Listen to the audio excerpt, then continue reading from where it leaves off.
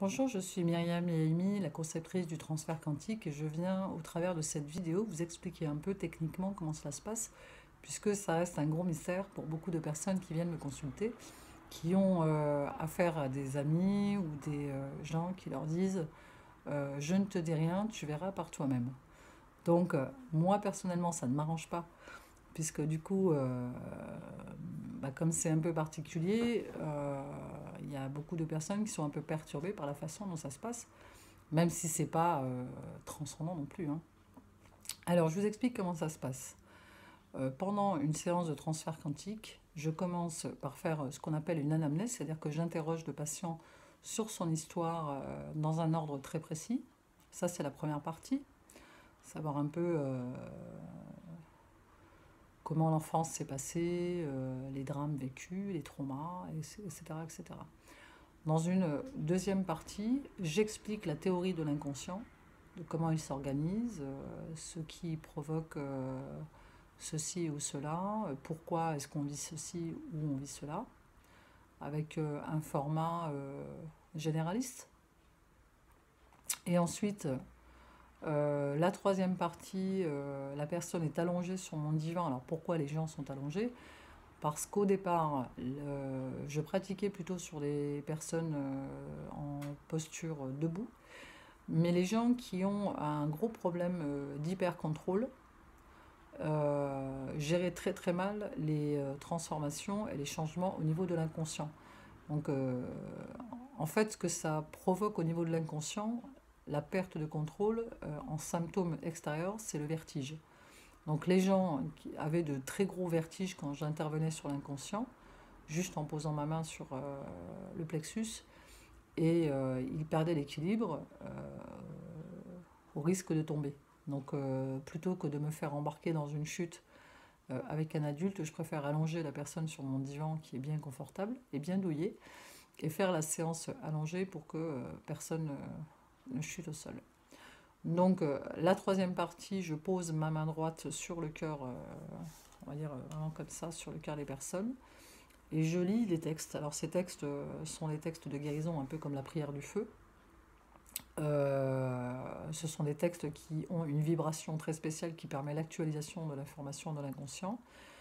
Et alors il y a des gens qui sont un peu gênés par la forme un petit peu spirituelle, les mots employés dans ces textes. Pour ça, j'ai un casque dans lequel je peux mettre de la musique pendant que je dicte les textes si la personne est dérangée par le contenu. Ou, bon, il y a beaucoup de gens qui s'endorment quand même, mais ça n'est pas très gênant. Je fais des séances à distance, donc je ne demande pas forcément que les gens soient, comment dire, intellectuellement réceptifs au texte, hein, c'est pas la question. Je ne vends pas de, comment dire, d'idéologie ou de courant théologique, hein. Moi, je suis totalement contre la religion, quelle qu'elle soit. Voilà, si j'ai une approche, elle serait plutôt bouddhiste, mais sans, voilà, c'est pareil, le bouddhiste pour moi c'est encore un peu dogmatique, mais ma théorie se rapproche beaucoup plus du bouddhisme que toute autre religion. Euh, Ensuite, après l'intégration des textes, pour actualiser l'information de l'inconscient, je refais une lecture de l'inconscient, je me reconnecte à l'inconscient de la personne pour refaire une lecture et lui donner le résultat de la prédétermination de l'inconscient. Ce que je vois n'est en aucun cas des images médiumniques, hein, ce sont des images mentales qui sont du même matériau que le rêve. Euh, c'est le support utilisé pour se connecter, c'est l'empathie, hein, c'est pas autre chose. Alors l'empathie dans mon discours à moi et dans mon monde n'est pas la compassion et n'est pas l'altruisme, c'est juste la capacité à se connecter à l'autre de la même manière qu'un ordinateur est connecté à son imprimante. C'est une connexion qui permet un échange d'informations, mais en aucun cas détermine une certaine morale ou une capacité à la compassion ou à l'altruisme. Voilà, c'est ni bien ni mal, pour résumer. Donc la prédétermination, c'est un peu comme si vous étiez à un rond-point et que vous décidiez de prendre plutôt à droite qu'à gauche ou plutôt devant que derrière.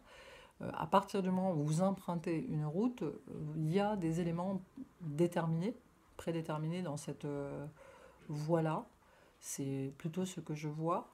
Un peu comme si on prenait l'autoroute pour aller, alors ici on est à Montpellier pour aller à Nîmes, et que je vous dise à l'avance, bon bah vous verrez, il y a une sortie Lunel, il y a une aire d'autoroute qui s'appelle Ambresoub. Ça n'a rien à voir avec la médiumnité, ça a à voir avec le fait que ça existe sur ce chemin-là. Voilà. Donc la prédétermination n'est pas un état définitif dans le sens où votre libre arbitre reste total, et que si je décide sur ma route de Nîmes en fait de sortir bien avant à Lunel, rien ne m'en empêche. Je fais ce que je veux, je suis libre de faire comme je veux. Quoi d'autre?